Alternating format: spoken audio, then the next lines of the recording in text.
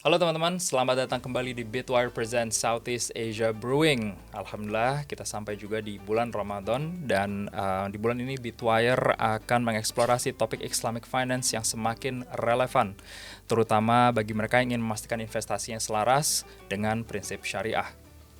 Dan hari ini kita bersama Ustadz Devin Halim, co-founder Aswa Akuna dan pakar syariah compliance institusional yang memiliki spesialisasi pada fintech dan juga blockchain. Welcome Ustadz Devin. Assalamualaikum. Waalaikumsalam warahmatullahi wabarakatuh.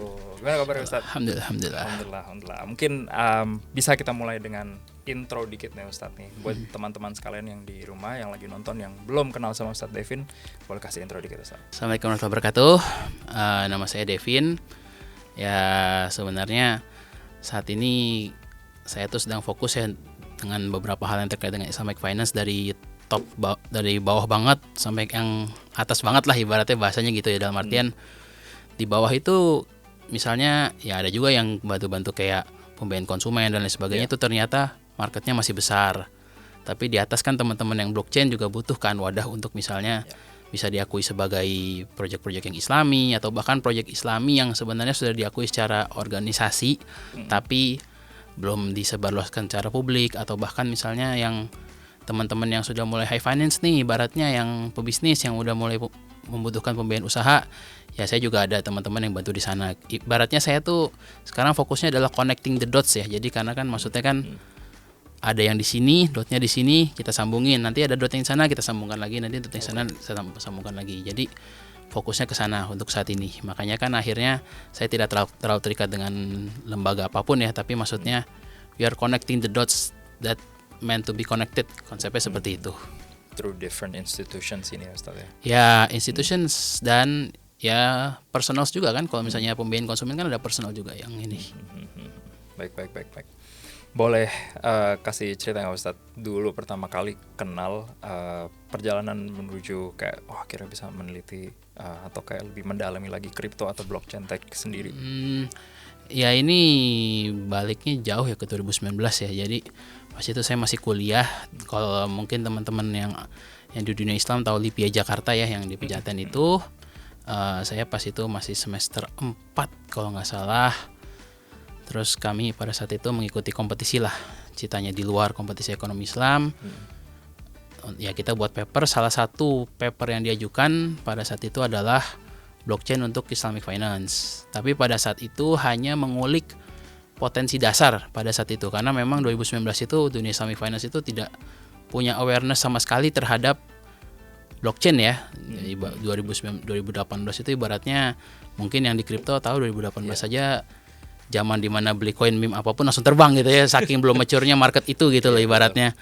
Apalagi di dunia Islamic Finance ya belum tersentuh lah ibaratnya kan, kasarnya seperti itu.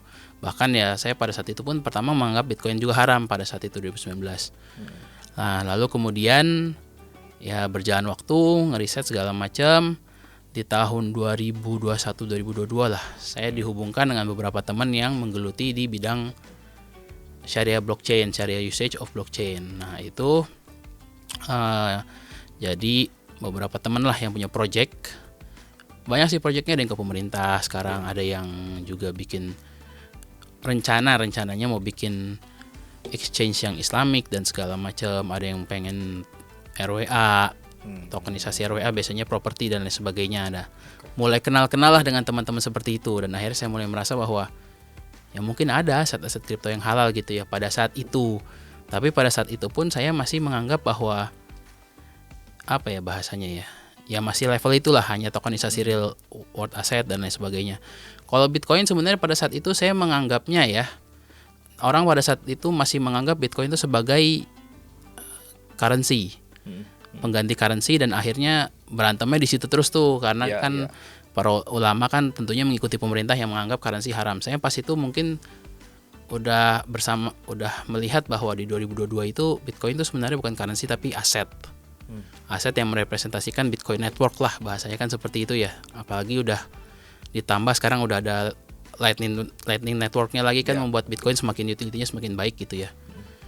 Nah jadi saya sendiri di 2022 itu udah mulai merasa ya, kalaupun mau dibawa ke para ulama di Indonesia misalnya ya, dan Bitcoin itu harus halal, karena konsep Bitcoin ini kan lebih sulit difahami misalnya ya, itu harus membawa bahwa dia adalah aset dan bukan currency. Kalau currency pasti mental, karena kan melawan peraturan pemerintah segala macam.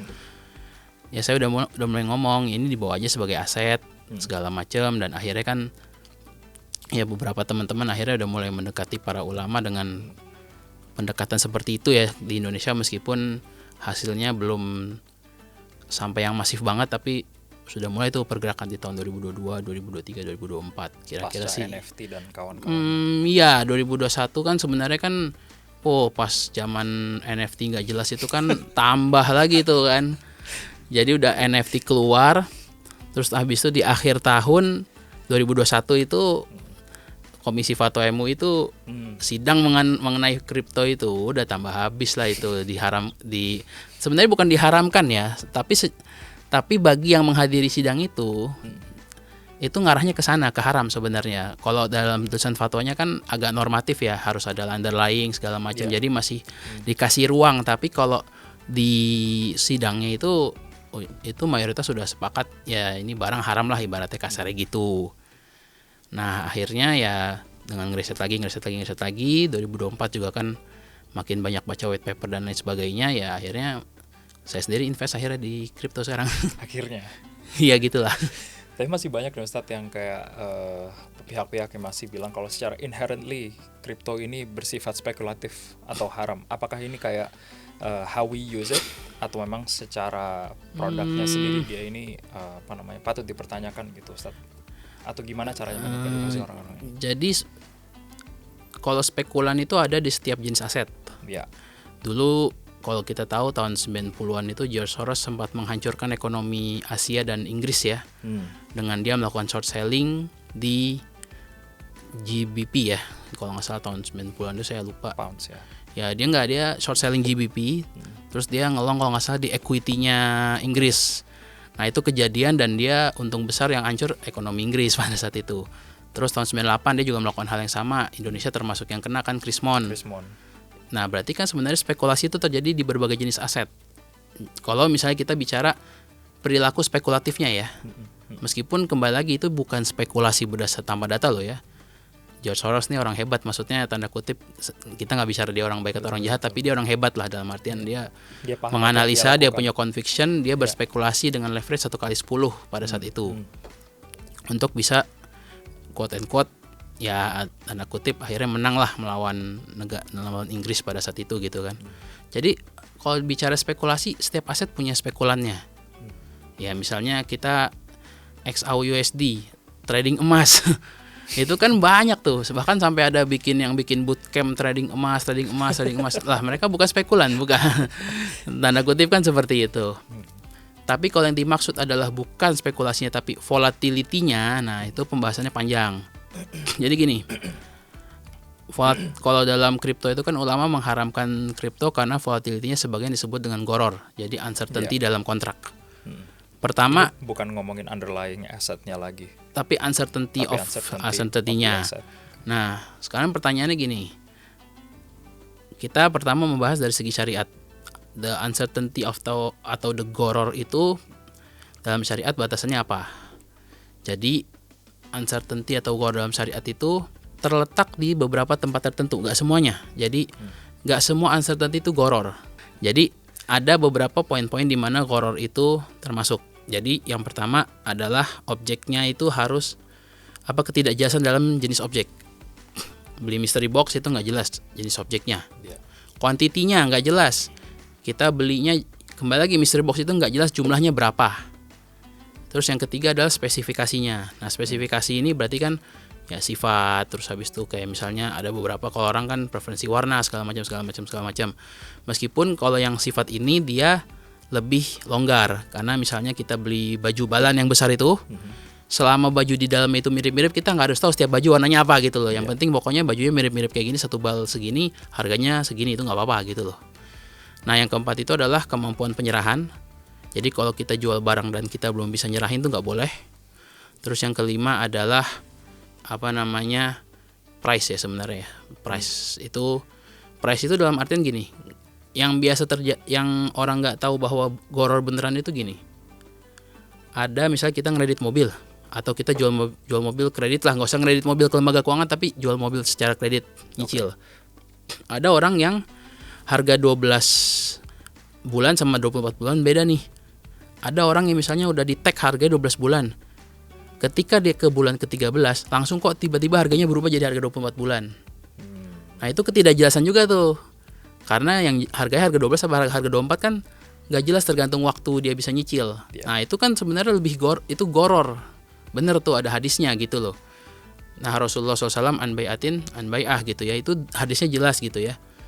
Nah itu yang goror. Yang volatility ini belum ada dalil yang menyatakan bahwa the future change of price itu merupakan goror. Gitu konsepnya sebenarnya. Kalau untuk kita memberikan ruang tumbuh nih Ustadz dari aset-aset, sekarang kan kalau orang banyak bilang kan oke, yang halal nih sekarang terbatas pada spot trading gitu Ustadz. Ada nggak ruang tumbuh untuk inovasi aset yang didukung oleh blockchain sendiri nih? Jadi kalau the way of tradingnya itu kan sulit ya, tanda kutip, karena sampai sekarang pun tetap yang halal itu kan spot. Iya.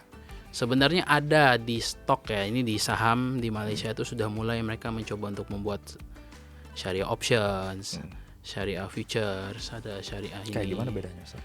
Oh itu skemanya ribet lah, pokoknya itu bisa dijadiin itu saya dulu kuliah khusus ngebahas itu 1 semester.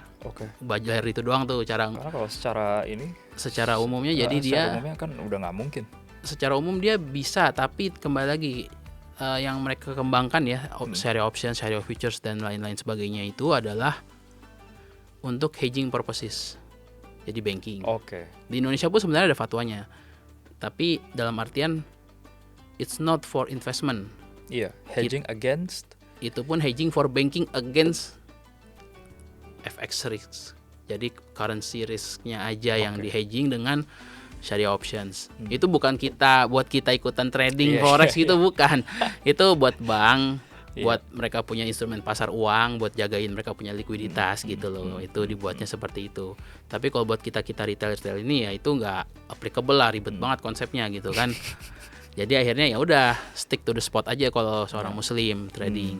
Berarti yang bisa dikembangin apa? Ya beli aset apa kan gitu kan. Jadinya kan lebih ke aset apa yang dibeli nih gitu kan. Nah berarti kita bisa mungkin ke depan makin banyak aset-aset kripto yang sesuai syariah, yang punya manfaat yang jelas dan segala macam, bukan dirak pool dan lain sebagainya lah. Pokoknya benar-benar aset yang beneficial untuk umat. Ya berarti kan kita fokusnya di situ. Ya misalnya koin-koin layer 1 yang bagus atau layer 2 yang punya tujuan benefit spesifik yang sesuai dengan syariah ya. Jadi kan ada memang beberapa yang layer 2 tapi benefitnya tidak sesuai syariah, misalnya kayak koin-koin kasino. Itu layer 2 tuh dibangun di atas Ethereum buat orang judi. Ya bermanfaat, tapi kan kita muslim nggak boleh berjudi kan, nggak sadar kan gitu. Iya. Maksudnya ya ada utility-nya dan utility-nya sesuai syariat. Nah itu kan standar dasar gimana kita membeli aset kripto secara spot. Kalau masalah naik turun harga, ya itu ini ya orang volatilitas. Semua aset juga. Dan satu lagi sebenarnya volatilitas itu kan bisa dipelajari. Price action itu kan bisa dipelajari bahwa pattern mungkin. Bukan pattern, tapi kan supply and demand kan. Itu kan dasar ekonomi tuh, makin banyak yang minta, harga akan naik gitu kan. Itu kan berarti kan orang tinggal melihat bagi orang-orang yang ngerti ya, para trader-trader yang kaya dan sukses itu kan mereka paham tuh bagaimana memahami flow uang, gimana uang masuk ke dalam suatu aset, berita apa yang mempengaruhi, terus apakah market makernya harus menggerakkan asetnya untuk bisa terbang dan lain sebagainya. Itu kan ada science-nya, itu bahkan bukan art loh, itu science itu sebenarnya. Ada angkanya, bisa dihitung dan lain sebagainya gitu kan. Jadi ya kalau kalau dari segi price ya, atau bahkan juga dari segi utilisasi ya. Jadi maksudnya ini layer yang make banyak nggak orangnya gitu kan. Maksudnya kalau orang bikin project bagus yang make nggak banyak ya harganya bakal turun karena ibaratnya sepi aja gitu ibaratnya yang make barang. Kayak kita punya coffee shop nih, dekat sini kan coffee shop banyak banget nih. Ada yang sepi, ada yang ramai, ada yang tutup. Kasarnya kan gitu kan. Sama aja gitu. Maksudnya itu kan kayak anggap aja mereka tuh jualan barang. Ini barang ini manfaatnya ini loh, barang ini manfaatnya buat rendering loh, data yang ini buat data center loh, yang ini buat ini loh. Tinggal yang beli banyak enggak gitu. Nah, terus untuk pengukuran apa namanya ini jadi halal atau tidak halal gitu, satu matriksnya apa aja sih kira-kira? Yang first pasti utility. Ya, oke. Itu Jadi, yang paling obvious ya. Paling obvious utility itu nomor satu. Terus yang kedua sebenarnya apa namanya lebih ke ya sebenarnya utility itu termasuk diantaranya adalah the position of the coin in the network ya. The position. Jadi kan koin itu kan ada yang memang untuk mengakses jaringan lah kayak ya buat gas fee, buat bla bla bla dan lain. Tapi ada kan koin yang solely di isu hanya untuk misalnya buat voting. Kayak DAO. Enggak ya, governance coin doang nih ini token nggak ada fungsinya kecuali kita membeli hak voting bahasanya gitu loh. Ibaratnya kan kayak gitu. Nah, untuk yang khusus governance coin ini memang dari segi syariat itu saya pribadi melihatnya tuh masih setengah-setengah karena apakah voting power ini sebuah manfaat yang dianggap oleh syar'i atau tidak. Nah, itu yang saya masih agak puzzling untuk governance coin karena kan dari satu sisi dia bermanfaat karena kita bisa menginfluence ibaratnya ya, kalau kita ini bisa menginfluence dia punya network ya, kalau kita emang sering pakai network itu kan jadi benefit buat kita tuh. Iya. Kalau network itu bergerak sesuai dengan yang kita inginkan betul. Gitu kan. Tapi di sisi lain kita pemilu yang nggak usah beli hak nyoblos gitu loh. Iya, benar. Jadi yang kayak gitu-gitulah yang memang puzzling. Tapi kalau yang utility-nya jelas kayak akses terus kayak apa langsung mendapatkan manfaatnya kalau kita bayar koin tersebut ya itu sih udah dipastikan boleh lah ya dalam syariat insya Allah gitu. Kecuali kalau utility-nya memang ya tadi kayak kasino atau khusus entertainment atau misalnya apa yang tidak sesuai syariat ya jangan beli koin kayak gitu kan. Terus yang kedua ya cara transaksi ya. Karena sebenarnya orang tuh lebih banyak terjebak bukan dibeli koinnya. Orang itu bisa beli koin-koin yang minimal top 100 lah dan mayoritas dari mereka tuh sesuai syariah. Misalnya gitu ya, kecuali mungkin beberapa ada yang kayak misalnya mereka fokus di tokenisasi US bonds. Nah, itu yang project US bonds-nya itu bisa mempengaruhi mereka punya kehalalan lah, tapi kan enggak semua. Tapi ada yang halal lah misalnya kayak ya Ethereum, Solana itu kan ya netral lah ya dari segi hukum. Mereka bisa dipakai buat yang bermanfaat, bisa buat bikin meme coin juga ibaratnya kan dua arah gitu. Kayak kita pisau bisa buat masak, kayak bisa buat ngebunuh orang gitu kan. Nah, tapi yang biasanya lebih berbahaya justru adalah di cara transaksi.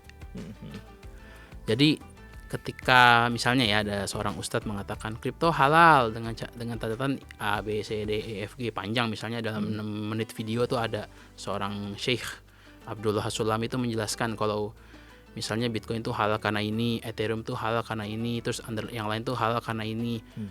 Terus dia mengatakan di akhir tuh kami tidak encourage ya untuk transaksi, kami cuma bilang bisa halal gitu doang. Not financial advice. Bukan not financial advice lagi, bahkan dia cuma bilang ya ini hanya pandangan dari segi fikih aja nih not gitu advice. Loh. Not advice, cuman ini tuh cuman hasil riset fatwa lah bahasanya kasarnya gitu. Tapi kadang-kadang kan orang ketika dengar kayak gitu tiba-tiba langsung pinjol, buka aplikasi apa, pakai feature sekali 125, terus boncos gitu kan. Terus yang disalahin ulamanya, bukan dia yang salah. Pertama, features itu haram. Satu.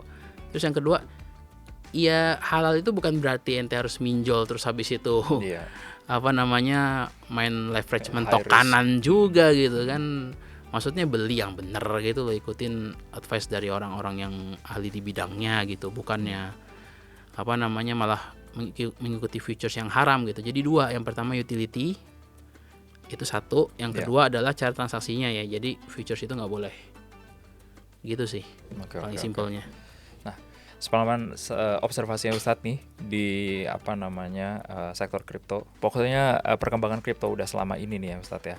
Ada nggak sih project berbasis blockchain yang udah berhasil diterapkan dalam keuangan Islam di Asia Tenggara terutama, atau nggak di dunia deh? Ada sih ada. So, Jadi karena juga ini sih Ustadz, kayak banyak banget sekarang token-token yang namanya itu kayak Islam, token Islam. Terus kayak apa-apa bawa-bawa nama-nama kayak halal, kayak gitu-gitu loh. iya itu ya mereka mencoba menangkap market yang ada Iya. kan. Heeh. Dan mereka mau penetrasi ke sini juga. Mm-mm. Kalau di Indonesia kan yang zakat itu berarti BMH ya, Baitul Mal Hidayatullah itu kerjasama dengan teman saya juga di iBantu. Iya. Itu juga sudah mulai berjalan. Nah ini teman-teman yang mau zakat apa namanya transparan boleh tuh cek-cek di BMH tuh. Itu udah benar-benar berbasis blockchain. Oke, end-to-end Zswap juga udah. End to end tapi yang belum hanya pembayarannya. Kalau Oke. pembayaran kan masih pakai rupiah. Rupiah. Fiat. Masih pakai fiat. Nah, ada satu lagi yang di Nahdlatul Ulama Oke. itu sudah bisa beneran bayar pakai kripto. Hmm. Tapi mereka jadi belakangnya ada mekanismenya lah, ada checks-nya untuk bisa ngubah itu jadi rupiah segala Oke. macam. Tapi bisa zakat dari wallet langsung, bayar zakatnya dari wallet kita langsung di Oke. connect ke aplikasinya NU itu. Itu All coins itu Ustaz. enggak, itu ya ada beberapa yang big cap saja lah maksudnya. Oke. Apa namanya, dulu pas pertama dikasih tahu demo sih ya baru paling ETH yang kayak gitu BTC gitulah yang gitu-gitu, standar. besar lah ya Iya, kayak iya. gitu. Tapi kan emang mayoritas kita kan juga sebenarnya kan yang pegang yang besar kan itu kan, jadi Iya, yang sih. wajib dizakati yang itu gitu. Oke. Portfolionya. Portofolio kecuali ya para all in meme coin itulah yang berubah dari muzaki menjadi mustahik. Iya kan, berubah dari yang wajib zakat melewati nisab tuh duitnya turun sampai menjadi orang yang bisa menerima zakat. Nah itu tolong dihindari ya. Tolong dihindari. Ini baru nih NFT ini. Itu tolong dihindari dari muzaki menjadi mustahik. Jadi mustahik. Bahaya itu. Dalam hitungan detik kadang-kadang. Enggak, itu dalam hitungan hari itu. Dia ketiduran tiba-tiba besoknya udah jadi mustahik aja gitu. Lupa di swap itu sama dia. Iya. Koinnya. Lupa di sell sama dia tuh, telat dia tuh. Tapi intinya hati-hati lah, pokoknya Iya. jangan kayak gitu. Iya. Nah, terus kalau teman kita yang di pemerintah ada. Iya. Jadi yang untuk nyimpen ijazah pakai blockchain. Terus juga Kayak untuk proof of ownership-nya aja gitu. proof ijazah, jadi ijazah bisa dimasukin blockchain gitu. Oke. Jadi apa namanya, kayak ya dibandingkan ditaruh di server ya ijazah Iya. di storage di Bitcoin di blockchain lah gitu. Oke. Terus ada lagi yang fokus di pertanian juga. Jadi dia digabung dengan AI dan big data lah untuk Oke. membantu teman-teman petani. Meskipun ya karena ada kasus ikan kemarin jadinya yang sektor-sektor kayak gini mungkin tergoncang ya. Meskipun mungkin bermanfaat, tapi kita nggak tahu juga. Kalau ditanya apakah ada proyeknya, ada yang minimal syariah compliant lah meskipun nggak Islamik. Ya. Ada juga yang tentunya mereka emang forefront value-nya Islamik. Misalnya mereka bikin layer 1 Islamik ya, meskipun layer 1 Islamik ini belum ada yang sempurna menurut saya gitu. Tapi Oke. tapi banyak alhamdulillah sekarang proyek Islamik. RWA rame banget, tokenisasi RWA juga. Sekarang kalau RWA ini selain kayak properti itu ada ininya lagi nggak usah? Sekarang mayoritas Asetnya properti. itu properti aja ya Mayoritas menurut baru properti. ya. Ya sebenarnya nextnya ya sebenarnya ini sih kan sekarang kan di industri keuangan syariah tuh kan banyak kayak P2P terus SCF kayak gitu-gitu kan. Di Malaysia itu kan sudah ada yang versi kriptonya lah. Kantornya di Labuan, namanya Green apa gitu, pokoknya saya lupa lah. Nah itu dia mau penetrasi juga ke Indonesia. Nah itu nggak tahu tuh, seperti bahwa jadi gini ya, udah mulai beberapa pesaing industri konvensional dari kripto tuh mau coba masuk ke Indonesia. Contohnya misalnya kalau di insurance tuh Takadao, Takaful DAO ya singkatannya. Jadi dia community based Takaful blockchain. Itu dia udah mulai mau masuk ke Indonesia melalui ya beberapa teman-teman yang saya tahu lah gitu kan. Terus yang crowdfunding juga nih udah mulai mau masuk nih dari Malaysia ke Indonesia. Jadi di Indonesia nih kayaknya industri konvensionalnya udah mulai mau di-challenge nih sama beberapa makhluk-makhluk kripto baru yang datang dari luar negeri gitu loh. Nah sekarang pertanyaannya kan di Indonesia apakah developer lokal dan regulasinya bisa nggak, kalau ternyata ada bapak-bapak dari asing ini masuk, mereka bawa new konsep dan itu tidak terganggu oleh regulasi peraturan negara apapun ya, kan itu kan global project. Nah berarti kan yang di Indonesia kan harus bisa melindungi industri lokalnya juga gitu. Maksudnya Gimana kalau misalnya Takadao masuk ternyata yang ngamuk pemain-pemain di apa namanya Pemain lama. insurance raksasanya ngamuk gitu kan, gara-gara misalnya Takadao masuk. Ibaratnya ini out of topic sedikit ya, dengan kita bisa mengeluarkan saling jaga aja yang berbasis komunitas banget, itu aja udah mulai mendisrupsi industrinya gitu loh. Nah ini masuk kripto lagi ibaratnya kasarnya gitu. Nah itu bisa terjadi di berbagai industri. Contoh misalnya Bursa Efek Indonesia misalnya bisa terganggu kalau misalnya securities token udah mulai rame nih. Oke. Securities token rame, akhirnya Bursa Efek gak punya kekuatan lagi kan untuk ini kan, udahlah gue isu securities token aja gitu, terus nyimpennya di ICC Indonesia Custodian. Crypto Custodian misalnya, kayak gitu-gitu segala macam. Jadi kedepannya harusnya memang setiap industri bakal dimasuki oleh teknologinya dan harus adaptasi aja sih. Oke. Nyerempet dikit ke stablecoin, Ustaz. Kalau stablecoin sendiri, the whole majority, let's say kalau kita ngomongin kayak the top 5 coins ya, let's say kayak USDT, Tether, USDC, USDE, itu apakah mereka sudah Sharia compliant, Ustaz? Jadi kan yang orang nggak tahu kan mereka tuh trust ya. Iya. Konsepnya adalah trust. Ya sebenarnya kayak bahasanya tuh ibaratnya reksadana tapi kayak ETF yang ngelong 1 kali US. Atau bukan ngelong tapi mengikuti performa indexing dengan performa USD lah bahasanya gitu kan. Sebenarnya mereka itu sebagiannya. Ya maksudnya kan kalau kita lihat kan misalnya nih di USDT nih, itu cash USD-nya berapa sih? Sisanya kan T-bills. T-bills itu kan obligasi jangka pendek Amerika Serikat yang memang akan dikonversi menjadi uang kan. Makanya memang, nah ini juga makanya ini sampai sekarang saya tuh masih memikirkan gitu ibaratnya ya, sebenarnya T-bills ini masih dianggap hutang atau sudah dianggap uang gitu dalam segi syariat gitu loh. Karena ini dalam sih ya, nggak begitu banyak yang mau membahas ke arah sini bahwa di dunia kita saat ini kan short term debt itu yang dikeluarkan dari pemerintah tuh sudah equal the paper money itself kan, kita bicaranya seperti itu kan. Jadi kalau misalnya kita ibaratnya nih pemerintah itu ngeluarin SBIS itu udah kayak setengah uang tapi dipakai untuk mengatur mereka punya quantitative easing atau quantitative tightening kan, kasarnya kan gitu kan. Kalau misalnya lagi pengen quantitative tightening, ya uangnya ditukar sama SB inilah atau T-bills ini. Nanti kalau misalnya mau dikencengin lagi, ya lepas lagi barangnya kan gitu kan, kasarnya kan kayak gitu. Makanya seolah-olah mereka ini interchangeable gitu loh. Obligasi jangka pendek pemerintah dan uang kertas beneran itu kayak seolah-olah berinterchangeable gitu. Makanya dan itu kenapa bisa mempengaruhi kesyariahan. Kalau misalnya T-bills ini semuanya dianggap uang, ya berarti itu udah masuk, berarti USDT itu adalah representasi dolar gitu ya, tanda kutip, dan itu sudah harus memenuhi kaidah riba terkait uang. Jadi nggak boleh ada yang namanya terlambat segala macem. Kalau misalnya mau nuker kalau suatu saat misalnya USDT dipakai buat beli emas, ya harus ditransfer saat itu juga dan lain sebagainya.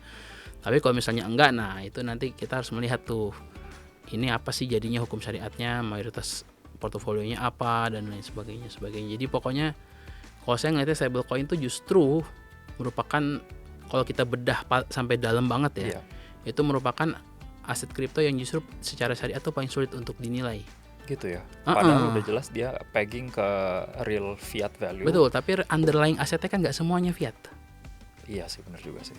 Makanya kan tadi saya bilang T-billsnya banyak gitu. Iya, kayak USD itu backingannya bahkan audit kemarin sempat dipertanyakan ya. Ya maksudnya misalnya ada deh yang yang gold aja cuma 40% pack gold, sisanya apa gitu kan. Kalau sisanya misalnya ETF yang ngelong ke gold ya haram gitu kan, karena 60% misalnya ETF, 40%-nya real gold. Yang 60% ini pasti akan mengalahkan yang 40% ini dari segi kehalalan, dari segi syariat, karena kan lil aktsari hukmul kul kalau kaidah fikihnya ya. Jadi secara yang mayoritas itu punya menguasai yang sisanya lah dari segi hukum gitu. Jadi kalau misalnya ada crypto gold yang 60% dia portofolionya futures yang long gold 1 kali ya kan, jadi berarti kan sebenarnya dia nge-pack dengan performance gold kan, tapi kan nggak ada goldnya nih. Yang 40%-nya real gold, ya ini kalah, jadinya haram gitu loh. Apa stable coin berbasis goldnya itu, karena goldnya nggak mayoritas. Oke. Nah, stable coin yang berbasis paper juga sama. Tapi ya tadi lagi saya bilang, T-bills ini apakah real debt atau sebenarnya dia money, cuman dibentuk dalam bentuk debt gitu loh, future money kayak gitu-gitulah yang masih ruwet. Tapi ya karena tidak ada opsi lain saat ini, ya pakai dulu aja untuk transaksi, sekedar transaksi Iya. aja gitu loh. Kayak transaksi lepas gitu dia. Iya, Swap kemudian transaksi swap on and gitu, off, on and off. ramping aja ya. Ya paling kalau misalnya mau coba cari ya yang masih mayoritas USD lah. Kan tiap stable coin kan punya Backingannya beda-beda. apa Underlyingnya ya. ada yang masih mungkin 70-80% USD. Oke. Ya itu mungkin alternatif yang paling baik kalau misalnya kita mau pakai stable coin untuk nyimpen. Itu kan buat peluru, buat next kita mau masukin barang aja kan. Kayak gitu, portfolio besar pasti ke koin-koin major sih. Ya maksudnya bukan ke stable coin. Stable coin stablenya. itu ketika kita lagi nyiapin peluru buat beli barang kan, bahasanya kan gitu aja kan. Kayak medium untuk eksekusi Untuk transaksi. move to Betul, the real betul. investmentnya. Itu cuman kayak parkir dulu sebentar uangnya daripada parkir ke rupiah kan. Sebenarnya kayak gitu sih. Kalau akhir-akhir ini Ustadz, kayak inovasi-inovasi dari segi keuangan syariah yang pakai teknologi blockchain kira-kira ada apa Ustadz yang lagi emerging banget nih? Apa ya, saya juga paling ya yang terkenal paling insurance Takadau itu ya itu lumayan hype lah ya di kita. Benar. Meskipun kalau di masyarakat umum dijelasin mereka juga nggak ngerti, orang mereka dijelasin insurance aja nggak ngerti apalagi dijelasin ini gitu kan. Itu satu. Hoax kan? Iya. Terus ya kan kita lihat lah absorpsi insurance di Indonesia tuh di bawah 10% loh. Iya, kenapa gitu ya Ustadz ya? Kayak seakan-akan itu tuh udah kayak karena jualannya caranya salah. Hardcore banget ya. Bukan, karena apa terlalu hard selling? Agak-agak ini out of topic tapi sedikit penipuan lah. Jadi bilangnya kayak nabung buat segala macam. Asuransi jiwa itu bukan menabung sebenarnya, itu pertanggungan gitu loh. Jadi kalau pertanggungan itu beda sama nabung ya. Kalau nabung tuh it's on our own money, tapi kalau misalnya pertanggungan itu kalau di konven ya, it's their money. It's their money.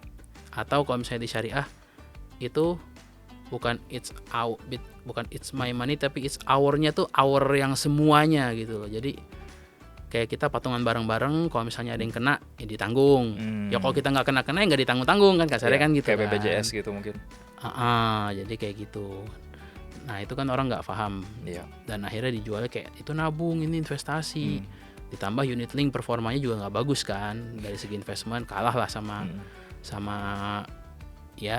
beli reksadana sendiri aja kalah gitu, apalagi sama beli big cap sendiri aja kadang bisa menang melawan reksadana, apalagi melawan unit link yang fokusnya bukan investasi tapi cuman sekedar additional product kan gitu. Ya balik ke inovasi tadi ya kalau insurance kan tadi ya Takadau katanya mau masuk Indonesia. Ini bukan promosi atau apa, tapi bisa ditanya ke teman-teman industri. Kayaknya mungkin teman-teman industri udah mulai merasakan ada potensi itu masuk. Dan memang katanya ada beberapa exchange yang mulai mempertimbangkan untuk bikin syariah trading sistemnya katanya. Oke, jadi yang kayak entity terpisah dari. Iya, sebenarnya bisa satu app. Bisa. Di saham pun satu app kok. Jadi di saham pun ada yang, jadi kalau kita beli app saham itu bisa bikin akun Islamik tapi app-nya sama dengan yang konven itu bisa. Dan nggak ada masalah secara kehalalan. Nggak ada masalah, dan memang langsung terkurasi nanti ketika masuknya syariah itu semua yang konven langsung mau ngapain, misalnya tiba-tiba mau margin nih, kita mau beli saham margin itu langsung nggak boleh margin. Atau mau beli lebih dari kita punya cash itu kan langsung masuk short selling kan, kalau misalnya di trading konven langsung tidak boleh melakukan ini, ada notifikasinya gitu. Dan itu di kripto harusnya saya anggap bisa juga ya kalau dilakukan seperti itu, apalagi kan checks kan sebenarnya kan masih centralized, sistemnya masih bisa diatur. Iya. Kita closing nih. Kalau kita lihat 5 sampai 10 tahun ke depan Ustaz. Gimana Ustaz sendiri melihat peran blockchain dalam industri keuangan Islam secara global, Ustadz. Nah, kira-kira tantangan apa nih yang masih perlu diselesaikan? Even dari kayak institusinya sendiri versus regulasi mungkin. Tantangan pertama pastinya scholarsnya, ulamanya harus Ya. di convince. Bener. Itu kalau mereka nggak yakin, sampai kapanpun nggak bisa. Apa kalau scholars di Indonesia gimana, Ustadz? Jadi memang ada yang pro tapi nggak Ya. banyak. Oke. Atau ya pro tapi nggak nongol di publik misalnya, atau bahkan yang ngumpet-ngumpet tiba-tiba Bitcoinnya udah berapa miliar gitu. Ada tuh. Karena memang belum ada yang terbuka banget kan, Ustadz? Bukan terbuka, jadi gini, setiap scholars itu kan sebenarnya harusnya punya spesialisasi sendiri. Iya. Setiap ustadz, Mm-mm. ada ustadz yang sebenarnya ya mungkin dia mengikuti fatwa seseorang lah bahwa itu halal, dia invest. Tapi dia sendiri kan nggak ahli fikih di situ, dan dia nggak berani ngomong, dan itu sikap yang tepat. Oke. Bahwa dia nggak ngomong karena nanti ketika zamanannya segala macam dia nggak bisa jawab karena dia Iya. hanya mengikuti pendapat yang bolehkan. Jadi saya bilang aja saya bukan bidang saya gitu. Iya, tapi dalam tanda kutip dia berinvestasi di dalam aset, di dalam kripto, bahkan ya ibaratnya kasarnya nih ada ustadz yang ibarat saya lah ya, yang memang secara publik, secara ya gitulah di komunitas yang sedikit ini ngomong kripto halal. Tapi ada teman saya yang dakwahnya cuman dakwah tauhid, ngajar anak SMA, ya aset kriptonya udah miliaran gitu karena dia pebisnis gitu kan. Tapi dia nggak pernah teriak di luar gitu loh, konsepnya kan gitu. Nah itu ada yang kayak gitu, tapi yang kayak gitu nggak bisa dipaksa karena memang bukan skill setnya dia. Yang sekarang harus di-convince itu adalah scholars yang memang dianggap ya, atau memainkan perannya di bidang fikih muamalah lah kita bahasanya ya, atau apa namanya Islamic Law of Trade gitu ya. Ya beberapa ustadz yang besar-besar yang memang dianggap sebagai ahli di bidang fikih muamalah, baik yang dari MUI lah atau yang dari mana lah, dari berbagai aliran lah ya, dari berbagai organisasi. Nah kalau merekanya sendiri nggak bisa di-convince ya bahwa kripto itu adalah legitimate asset ya, dan itu bisa halal dan lain sebagainya, itu susah tuh. Nextnya tuh nggak bakalan ngikut gitu loh. Paling ya regulasi pun juga nggak bisa ngikut kalau mereka nggak ngeluarin fatwa kan. Jadi kalau misalnya dikeluarkan fatwa bahwa misalnya nih paling gampang deh, blockchain boleh aja misalnya ya diumumkan secara publik bahwa blockchain boleh dipakai misalnya buat sekuritisasi aset aja misalnya gitu. Itu mungkin pasar security token akan terbang langsung tuh. Iya. Ibaratnya kan ketika ulama ngomong gitu tiba-tiba, gue jualan ruko ini, tokennya ini gitu kan, atau tiba-tiba ada perusahaan-perusahaan kecil yang udah mulai jualan dalam bentuk kripto, bikin crowdfunding versi kripto kayak gitu kan. Tapi itu kan butuh fatwanya dulu. Ketika fatwanya keluar, baru industrinya bisa gerak karena kan. Dan harus negara yang memang mengambil langkah tersebut. Tidak harus negara, ya negara pertama tentunya meminta kepada Majelis Ulama Indonesia lah ibaratnya untuk mengeluarkan, bisa nggak fatwa ini keluar gitu loh. Tapi yang kedua kan sebenarnya ada juga yang secara mereka pribadi tidak mengikuti Majelis Ulama Indonesia misalnya, mengikuti fatwa ustadz-ustadz Allah ya, kita paham. Yang mereka ini juga harus di-convince, follower mereka besar, mereka tuh jutaan followernya di Instagram ibaratnya gitu kan. Sama aja kalau misalnya fatwa dari yang resminya halal, yang sininya tetap menganggap haram, itu industrinya juga akan sulit berkembang. Contoh misalnya paling gampang deh, bank syariah. Kan yang ini ngomong udah ada segala macam fatwa, segala macam produknya, segala macam, udah udah 150-an fatwa dikeluarkan gitu ya. Yang ini ngomong ini masih belum syar'i, ini belum syar'i. Akhirnya nggak naik-naik market cap-nya karena masyarakatnya terinfluence oleh mereka ini juga kan. Jadi harus dua nih, yang pertama yang ulama yang memang regulator, sama ustadz-ustadz influencernya, itu dua-duanya harus di-convince untuk bisa inilah gitu kan.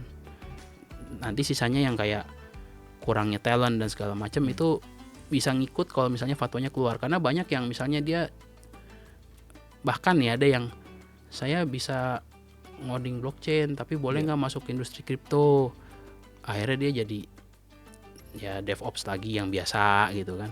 Coba kalau misalnya orang-orang yang misalnya deh, atau bahkan mau belajar aja pun, ibaratnya saya mau belajar Solidity tapi kan kripto haram, kan orang gimana gitu konsepnya. Mau belajar Solidity tapi dibilang kripto haram, kagak jadi belajar Solidity, ya gimana gitu. susah gitu kan. Belum mendalami ya, belum Iya. coba explore aja. Berat gitu Iya. maksudnya. Kan kalau ada fatwa yang Mm-mm. anak muda nih udah ini mau belajar, yang udah milenial misalnya nambah skill baru, Iya. nanti talent masuk ke dalam industrinya makin rame.